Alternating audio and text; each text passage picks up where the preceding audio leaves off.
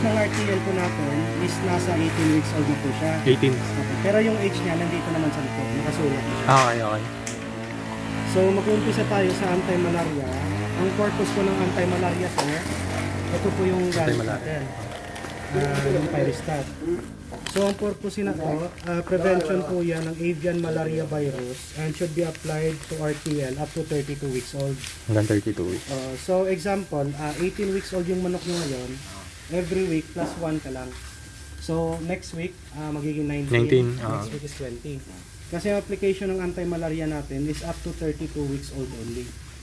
Pero after po ng 32 weeks old, bali optional na po yung pag-a-apply natin. So depende po sa sitwasyon. Kung After po halimbawa, ng 32? after 32 weeks old po na. Nakalagay naman dito. So magiging optional siya, apply ka na lang po halimbawa, sobra na sa 32 weeks yung manok mo. Apply ka na lang po ng 2 to 3 days straight just in case na may makita po kayong sintomas like green na dumi. Dumi. Yun po yung pinaka-sintomas niya, yung parang green na dumi or parang may lumot, sir. So Para may sipo. yung sa dumi po nila. So dapat po dapat check upin mo yung pupo every time na maglilinis kayo. Oo, kasi once na may green na color sa dumi nila, ibig sabihin may malaria yung manok mo. Although na hindi naman siya mamamatay kaagad, pero after a week na hindi siya maagapan, posible po yun, sir, na magdulot ng mortality. Namatay. Po. Pero sa amin naman, inaano po namin na meron po tayong 1 week replacement warranty. Just in case na may mortality po tayo, isend nyo lang yung picture tapos i-replace po namin yan. Okay. Ganun po. Thank you. 1 week, One week from now. from Yes, now, ma'am. oh. So, bali, biyernes hanggang biyernes. So bali yung pinaka-sintomas lang yung green na color ng dumi, na parang lumot. At saka ito yung ano niya, yung mga sample na medicines, yung Pyristat at saka Ornistat. Ito po yung anti-malaria natin, sir, ha? Anyway, may nakalagay naman dito, anti-malaria at saka coccidiosis. So, ang next po natin is flushing. So, ang flushing po, yung purpose po niya, needed to eliminate bacteria and upcoming disease in your RTL. So, part po yan ng reconditioning process natin. And example medicines must have an amoxicillin content. So, ito po, Betracin. sir, may Betracin Gold. So, may amoxicillin content pa po siya. Ang purpose po nito is pang flushing po. And then, pag nag-ano po kasi tayo, sir, bali sa within 1 week po, actually kaya na po natin paitlogin po itong manok natin. Pero sa SOP po namin, according kay Boss Raymond, dapat within 1 week, dapat i-undergo muna natin siya sa reconditioning process. Kasi yung manok po natin, sir, tina-travel, so Stress. Stress pa. So parang tao din na parang paitlogin mo kagad or manganganak. So parang stress pa yung katawan nila. Baka magkakaroon ng mga complication na. So ito yung pang-flushing natin na with amoxicillin. So ang purpose ng pang-flushing, tinatanggal niya yung mga bacteria and upcoming disease sa manok mo. So Hanggang ilang weeks yan? actually, sir, for the first week parang 3 days application to eh. Tapos every week may tagwa 1 day po tayo. Pero i-discuss ko na po sige. namin. Bali dito muna tayo sa description nila. Anti-stress. So sa pangatlo is ang anti-stress reliever. So upon arrival ng RTL natin, usually yung RTL kasi na kinakarga or binabiyahe, stress po sila. So dapat applyan po natin ang anti-stress medicines. Ito, alam niyo yan sa anti-stress. Dapat yung may yung may content na electrolytes. So basta any kind of medicines or vitamins na may electrolytes po, considered as anti-stress po siya. Katulad niyang sa sir, sa dextrose ng mga pasyente. Actually electrolytes lang din po yung laman niya. And then sa pang-deworm po, deworming and delice, bali pang purga, ito po yung kinukonsidera natin na very important na aplikasyon sa poultry farm to eliminate red mites and other internal parasites like worms. And not need to regularly apply because it may also affect your RTL's egg production. So, can be applied in your RTL introductory reconditioning process and during their molting. So yung molting na term nila, yung nagpapalit ng balahibo po, sir. Actually yung ano po kasi natin, yung deworming and delice, very important po yan, pero hindi po talaga kailangan na ina-apply mo regularly. Kasi yung mangyayari po niyan, halimbawa yung manok mo nangingitlog na, apply mo ng pangpurga, yung mangyayari po niyan, yung itlog na nagde-develop sa katawan po nila, sir, matutunaw po yun ng gamot. So dapat yun yung parang prelay na parang bago mangitlog, dapat purgahin natin. Yung pangpurga kasi natin, itong gamit natin na ivermectin, ito. Pang purpose po nito is para sa kuto at saka sa ano na din, mga worms at the same time, yung mga ano po na, mga bulate. So example sir, nakapag-apply na tayo ng pangpurga or pang anti sa kuto. Dapat sir, ito po yung iwasan natin na wag po natin silang applyan palagi. Pero just in case na kailangan talaga, dapat bigyan po natin. Kasi yung next application po natin, ma'am, basta once na magpalit sila ng balahibo, ang gadolo bala sir, amo nang yan yung pag-change, pagbigay natin ng sa kanila. Pangpurga. Medyo pigado sir ang nilang production. That's the time na mag-purga. Sir. Amo lang namin nga daw follow-upan mo naman liwat. Kaya anyway, medyo napikuan na yung production, hindi isahon mo na lang gagawin sa pangpurga. Tapos itong probiotics, actually ma'am, optional lang po itong probiotics. So hindi ko naman nare-require yung customer na gumamit nito. Parang as additives lang na pampaganda ng kondisyon ng manok at saka pampa-boost ng production na ito po. Pero i-ano ko sa inyo yung pag-management. Actually, libre lang po yun. Yung kasi yung ginamit ko at saka yung sir, may idea ka na sa sisical powder. Wala. Yung nangyayari kasi, yung nangyayari ko kasi ma'am, bali sa sisical powder na yan at saka sa probiotics nito, minimix ko yung sa feeds nila. Yung nangyayari, kasi dati production ko mostly medium lang eh. Pero the time na hinaluan ko nito, almost large to XL na po sila lahat. Kaso, ini-stop ko every 1 week kasi nakikita ko oversize masyado yung itlog sir. Baka masira Yung sa puwet. baka lalabas yung Bali optional lang po siya sa pero ito minimix po siya sa sa pagkain, sa feeds po. Nasa pagkain. And then yung vitamins and minerals, bali feeds alone to don't sustain the need of your RTM for production every day. So it's very necessary to provide them with vitamins and minerals. So example, ito yung vitamins and minerals natin Vitamin Pro. sa Vitamin Pro. Actually yung Vitamin Pro sir, may kasama na po siyang probiotics. Pero iba talaga pag puro na probiotics kasi ito parang ilang percent lang yung probiotics niya eh. More on po siya, vitamins po. So ito po, lahat, mix na po natin to sa water. Tapos ito, sa feeds na lang po siya. So sa lahat ng powder.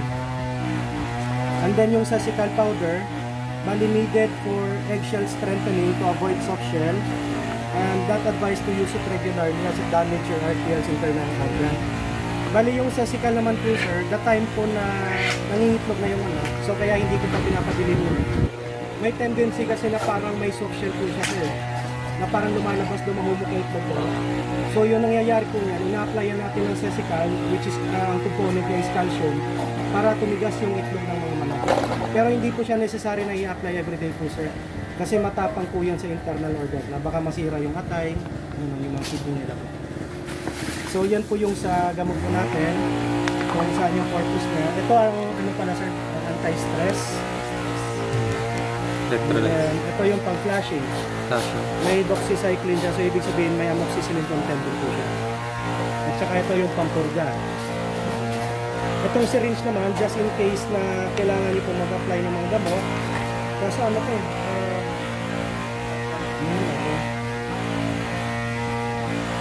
10 ml po ba gusto na? Ilang ml yun? 10. 10 ml. Sa 10 ml, parang malaki ito sa 10 ml. Parang 100 ml yata ito. Kasi yung 10 ml ko, nasa ganito lang. Pero pwede niyo po ito magana. Pwede niyo ba yun? Syringe. Syringe. Yara ko. So dito naman tayo sir sa management guide. Doon po mo bali dito muna po tayo. Page 2 pala. Okay. So sa ano po natin sa management guide, ito po yung pag-apply natin ng gamot kung paano po siya i-apply. Bali sa first day po natin, bigyan po natin ng or upon arrival. applyan po natin ng anti-stress at saka yung ano po sir, yung ratio po natin sa anti-stress is 1 sachet sa kalahating tubig ng container natin. So yung ginawa namin sir, ginawa lang namin kalahati para yung purpose natin dyan, mas matapang yung at saka mas epektibo yung gamot.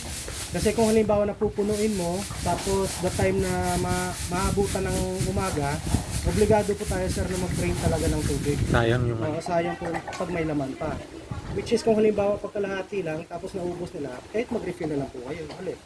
So ibig sabihin doon, na-consume po nila yung vitamins na needed po nila. At saka yung advantage po niyan, mas matapang po yung timpla niya. So first day application is vitamins with electrolytes. Ito anti-stress. Isang sachet sa kalahating tubig ng container. So half container. So isa po nito. Sir, reminder lang po pala. Pag nagtitimpla po kayo nito, dapat tunawin mo rin siya to. Kasi yung tendency po niyan, pag hindi po yan natutunaw ng maayos, yung mga particles nito, pupunta dyan sa may, ano nila, tawag po niyan is nickel drinker. So yung mangyayari po niyan, magiging barado po siya. So dapat check upin po natin or dapat tunawin po talaga natin na maigi. So kung halimbawa na may tubig na yung container mo, dapat before ka maglagay nito, itimplahin mo muna sa baso. maliit. Sa ano talaga, dapat tunawin talaga siya. And then sa second, third at saka fourth day mo sir, yun yung flashing natin. Ito yung gamit natin. So pag ito yung ano nyo, kasi yung ratio po kasi natin is 1 sachet equals to half container. Pero dito po, tag 1 ano po tayo, 1 teaspoon. 1 teaspoon or 1 sachet kung may sachet po kayo, or pag ito naman or kilo, 1 teaspoon po kayo per half container. Straight po yan ng 3 araw. So bali apply nyo po ito bukas, another day at saka fourth day. Continuous po siya. So kung halimbawa sir na magtitimpla kayo tapos maubos na yung kalahating tubig sa container, refillan nyo na lang ng plain water. Pagdating ng hapon. Kasi para pagka kinabukasan, mag-drain kayo, ibig sabihin tubig na yung nag-drain. Obligado tayo na mag-drain everyday. Para, kasi yung ano ko dyan, fresh water po kasi yung tumutulong na mag-panitlog sa kanila. So dapat drain po tayo everyday. So sa 5th day, pang 5 araw, ito yung ivermectin or pampurga. So ginawa ko na lang 4 po ma'am kasi minsan lang po ito ina-apply. So ibig sabihin, instead na 1 sachet per half container, ginawa ko na lang po pagdadalawang sachet sa half container sir. So ibig sabihin, instead na tag-isang sachet, tagdadalawang sachet na lang. Bali 4 po yan sa kalahating tubig na container. And then sa ika-6 at saka 7th day mo po, plain water na lang po muna tayo. So part po yan ng reconditioning natin na process for this week. So pagtungtong sa 6 at saka 7 day, plain water lang siya. Which is good for 1 week na recondition. And then bali sir dito, after sa 7th day, after na 7th day process mo, make sure to apply the following. So mag-apply ka na ng anti-malaria or ang Pyristat once a week, pero up to 32 weeks old po siya. And then sa next is apply ka ng vitamins naman na once a week, pero up to 2 years po siya for 24 months. And then sa flashing naman, apply ka naman ito once a week hanggang umabot ng 2 taon or 24 months. So ibig sabihin, after po ng reconditioning process po nito sir, yung application ng anti-malaria, vitamins at saka itong flashing, tag once a week na lang po. Or so mangyayari po niyan so example application nyo, every Monday is ang vitamins nyo. Tapos every Tuesday ang anti-malaria, every Wednesday isang flashing, tapos Thursday to Sunday po sir, plain water na lang. Yun po yung mangyayari sa second week po natin. Kasi ito recondition po ito eh. Medyo matrabaho nga lang. Pero that time na magtutungtong ng second week up to 2 years, medyo ano na po, konti na lang yung trabaho. Kasi ang application mo na ito, kada Lunes, ang vitamins, kada Martes, anti-malaria, kada Merkulis, isang flashing. So magtongtong weekdays hasta Domingo, plain water. Okay na lang. Bali okay na po to sir na. So yung mangyayari, once a week na lang po itong mga anti-malaria natin, vitamins at saka flushing. So Monday, Tuesday, Wednesday. Thursday to Sunday, plain water na po. So dito naman po tayo sa feeding guide po natin. Bali yung RTL po natin sir na belong sa 18 weeks old. So yung pakain niya po sir is 85 grams per head. So gumawa na po ako ng computation dito para hindi na mahirapan si Toto. At 18 weeks old po yan na RTL. So bali for the first week po sir, bali kasama na ngayon, ang 120 heads mo, i-multiply mo lang sa 85 grams is 10.2 kilos per day yung mapapakain mo. Pero hinati ko yan sa dalawang set kasi tag 60 heads capacity po tayo. Tag 5.1 kilos per day yung mapapakain nyo po kada 60 heads capacity sir. So 5.1 dito, 5.1 dito, pero yung total nyo po is 10.2 sa dalawang cages po yan. And then yung sa umaga, 2.55 kilos, and then sa hapon is 2.55 kilos, pero kada set po yan sir. Kada isang ganun. So example, dito, sa isang set po niyan, sa morning is 2.55 kilos. Dito po is another 2.5. 2.5. Pero yung ginawa ko po, di ba AM and PM yan, hinati ko pa po yung 2.55 sa tatlong layer or tatlong feeder. Kasi tatlong feeder po sila eh. So yung mangyayari po niyan is 850 grams per feeder. So dito 850, 850, 850, 850, 850. So sa morning Sa po morning yan. lang yun. Opo. Tapos panghapon ulit. Opo. Sa hapon na naman is another 850 para at least maiwasan po natin yung mga excess na feeds. So for example sir, papakain kayo ng 850 ngayon, sa amin na farm nakakain na siya. Kung halimbawa na may sobra, tipunin nyo na sa gitna, tapos dagdagan nyo na lang or estimate nyo. Kung halimbawa may sobra na mga 100 grams, so yung ipapakain nyo sa hapon is mga nasa 700 na lang. Para at least matipid po natin yung pagkain natin. Basta yung importante lang, di bali nang mawala ng pagkain, basta wag lang po yung feeds, yung tubig. Tubig. So yun po yung first week natin. Ito yung ano natin to, kada pakaon mo sa aga, 850 grams. Kada layer din siya. Tapos sa hapon naman, 850. Ganun ulit. Opo. Pero yung sa first week po natin sir, medyo matrabaho po yan kasi dito po tayo nagka-transition or nagmi-mix. So ibig sabihin sa first week natin, aside sa reconditioning process, sinasabayan na po natin ng mixture po ng grower, ito yung grower natin, at saka yung layered feeds. So yung mangyayari po niyan, part po ng first week natin, is straight na 2 days, kasama ngayon at saka bukas, yung first and second, 80% na grower yung ipapakain mo, at saka 20% na layer sa Sonjin. So yung mangyayari po niyan, 4 na kilo sa grower, imimix or dapat mixlahan mo na siya to 1.1 kilos na layer.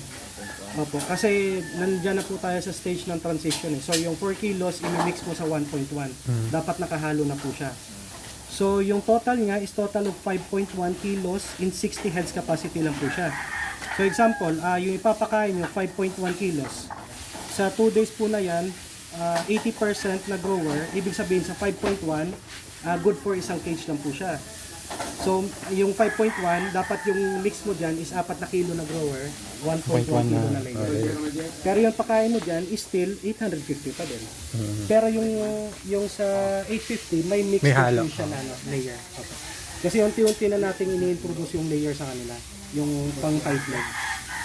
And then sa 1 day nyo po sir is ang ika-third day nyo po, 50% na grower at saka 50% na layer. Hati na. Okay. 50-50 na siya. So yung mangyayari, 2.55 kilos na grower at saka 2.55 kilos na layer. Total of 5.1. Pero kada Hahaluin. cage lang po siya. Ha? Yung importante, may mix na po talaga sila. So, pero yung pakain mo dyan, part pa kasi yan ng first week is still 850 pa din. Pero may halo po siya sir. And then sa another 2 days nyo, yung ika-4th at saka 5th day, another 80% ng layer, tapos 20% na grower. So mas marami na po yung layer natin. Kasi sinasabayan po natin sila or na-undergo na po ng recondition. So ibig sabihin, unti-unti na din po natin paitlogin. Ganun. So sa 80% na Sonjin at saka 20% na layer, Bali 4 kilos ang layer mo at saka 1.1 kilos na yung feeds natin dito sa grower. So Same pala. total of 5.1 pa din. Pero yung pakain mo is still 850 grams per feeder. Ha? Tapos, yung remaining 2 days nyo po sa isang linggo, bali puro na po kayo na Ganun. layer feeds po ng sunflower. So, dyan na po medyo ano na po yan. Hindi na po siya matrabaho. Actually, for the first week lang naman po medyo medyo mabusisi. Pero the time na kasi yung sa amin po kasi may base experience namin sa ibang supplier. Nagsusupply sila, pinapaitlog nila kagad yung manok, which is napaka talaga ma'am, substandard. Kasi parang tao din na paitlogin mo kagad, hindi pa naka-adjust o naka-adapt sa area nila. So yung nangyayari po yan, nagkakaroon po ng complication yung manok. Yan po yung tinatawag nila na prolapse. Yung gumagano ba yun? Mm. Mabali ulo. Oo, yung nababali yung ulo naman, Ayun. yung term po nila dun sir is Newcastle disease. Ay, yung kasi. Okay. Newcastle disease at saka yung Newcastle disease po kasi may application po yan sa NCD. Anyway, yung manok po kasi natin, di ba sinend ko po sa iyo ma'am, yung ano natin ND at saka NCD, yun po yung vaccine program ng manok natin. So safe po siya. Safe po. Dami pala matitira dito. Oo nga sir. Kaya nga sabi ko kung half sacks lang. Kaso sinabi ni ma'am na gawin isang sako na Hindi, lang. nagsabi ko kagabi na half lang. Nag-okay ka. Nakapag-okay ba? Baka lasing na ako. Pasensya na. Ito, may mapupuang talalo na review lang ito. Yes sir. Pero ano sir, actually sa aton, di ba the time na habang tumatagal, yung gamot po sa katawan nila medyo humihina. So the time na mag-apply po kayo ng immune dito sa inyo, dapat pakisabay na lang din po sa nila. Para isang bagsakan ng po sir. Ganun. Okay na. Bali okay na po tayo sa first sir, no? First week, Bali dito na po tayo sa second week or sa next week nyo po. Ito pala. Okay. So, bali yung sa next week nyo, 120 heads, i-multiply nyo sa, bali tataas 90. na po yung pakain niya. So, 90 grams per head. So, ibig sabihin, sa 120 nyo is 10.8 kilos per day, or every cages or set is 5.4 kilos per 60 heads capacity. So, sa morning is 2.7, sa afternoon is 2.7 per package po. And then, sa ipapakain nyo sa kanila is 900 grams per Feeder. Pag 900 na siya to. Pero tawhay na sa dasong simana, kay puro ka na layer ka na. Puro layer ka na. Ito. So, ito po for the second week. At saka ito yung third week natin, sir. So, sa third week naman, still 120 heads capacity. Multiply mo na siya sa 95 plus 5 grams tayo per week. Mangyayari po niyan is 11.4 kilos per day or sa dalawang package is 5.7 kilos per 60 heads. So, tag 2.85 kilos sa morning at saka 2.85 kilos sa afternoon. Ibig sabihin, tag 950 grams per feeder po ito. Pero puro layer na siya. Yun. At saka, ito naman po sa fourth week natin, 120 heads times 100 grams equals 12 kilos for the whole for 2 package or tag 6 kilos kada package po. So mangyayari po is kada 3 kilo sa umaga at saka 3 kilo sa hapon. So ibig sabihin yung pakain nyo po dito sa kada layer or feeder is tag 1 kilo. 1 kilo, 1 kilo, 1 kilo. 1 kilo, 1 kilo, 1 kilo. Sa hapon another 1 kilo. Actually sir, yung maximum po na maximum po na feeding rate po natin is 100 to 110 grams per bird. Pero yung sa amin po kasi, kung kaya naman lang paitlogin yung manok ng 100 grams, bakit mag 110 pa tayo? So ibig sabihin yung 10 grams po natin, matitipid pa po natin yan, which is mapapakain po natin for the next day. So ibig sabihin makaka-less po tayo. Ganun. And then, after sa 4th week na application ni po sir, i-continue nyo na lang po ito. For 100 grams. For 100 grams. So medyo madali na lang po siya. Continuous na po siya for the up to 2 years. Sige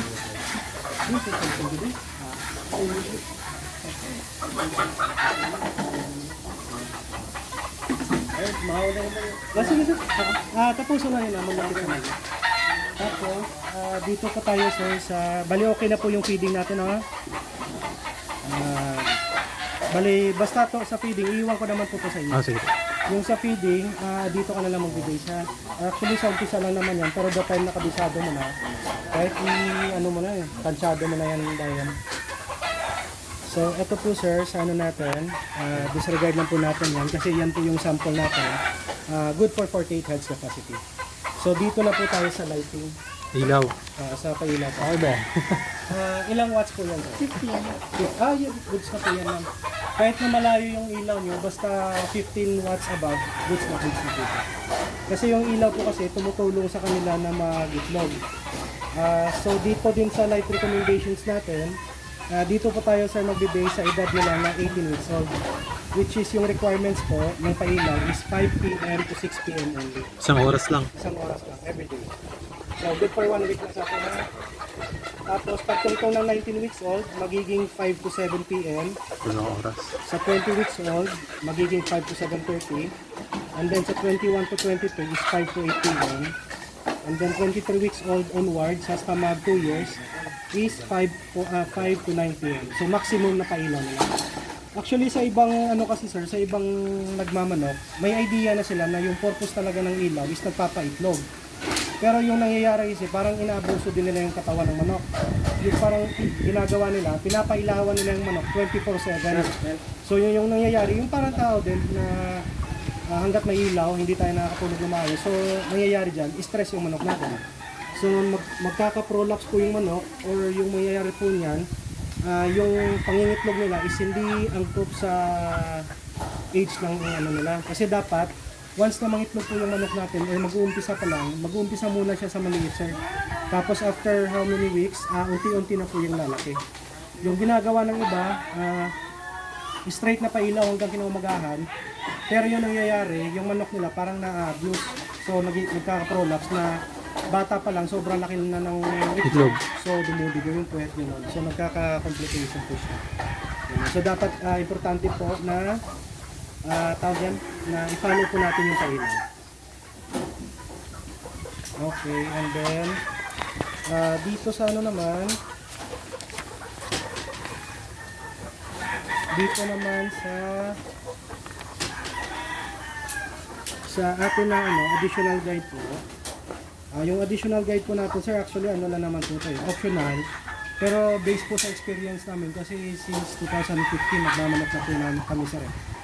Pero actually ma'am, hindi po related yung course ko sa agriculture. Pero yung masasabi ko lang, pinaka best experience po, knowledge po ma'am is yung experience.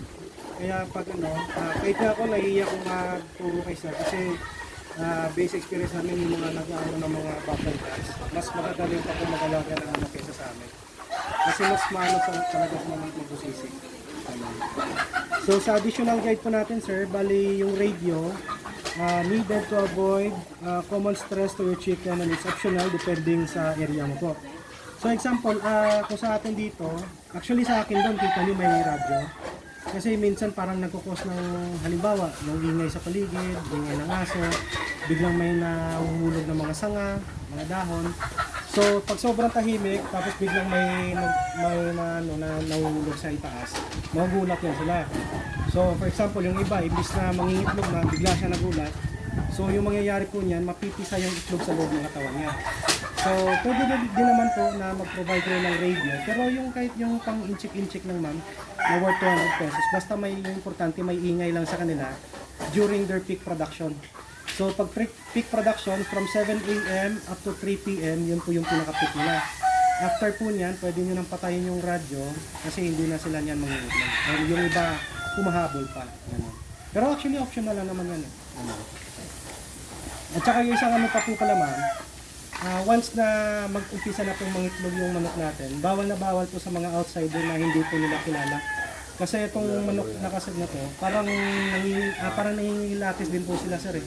Na kung sino yung nagpapakain sa kanila, yun lang po talaga yung inaano nila. Pero once nga halimbawa sa amin, tapos matatagalan na po sila. Pag pumasok ako dito, magrarambulan yung mga yun, yung parang tawag yan, yung parang magpapanik. So magkukos din yan ng stress sa katawan nila. So dapat, yung may access dito during their peak production is yung nagpapakain po talaga. Ganyan. Example, si Toto. So siya lang po yung pwedeng pumasok at saka the time yung matapos yung pangingitlog nila for that day, pwede na po kayo magpapasok ng iba. Ano part? Ako na. Sige, doon na. Yun. Nakayagad yan. Kailangan ng ano.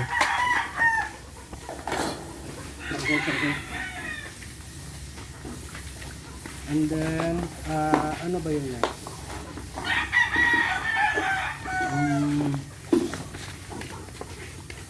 Yung next po natin is yung always check your nipple drinker every day upon feeding to avoid clogging and maintain water supply in your chicken feed compartment. So that's why it's very important to dissolve your powder medicine properly. So dapat, every time po sa magpapakain kayo, chine-check nyo po talaga ito. At tumutulo. Opo. Kasi yun po na napaka-importante na dapat sinecheck po natin yung tubig, yung powder natin na dapat na natutunaw siya ng maayos. Tapos every time na magpapakain kayo, sinecheck nyo po ito. Kung gato po siya wala. Kasi kung halimbawa na hindi siya tumutulo, sir, pwede nyo naman po tanggalin ito.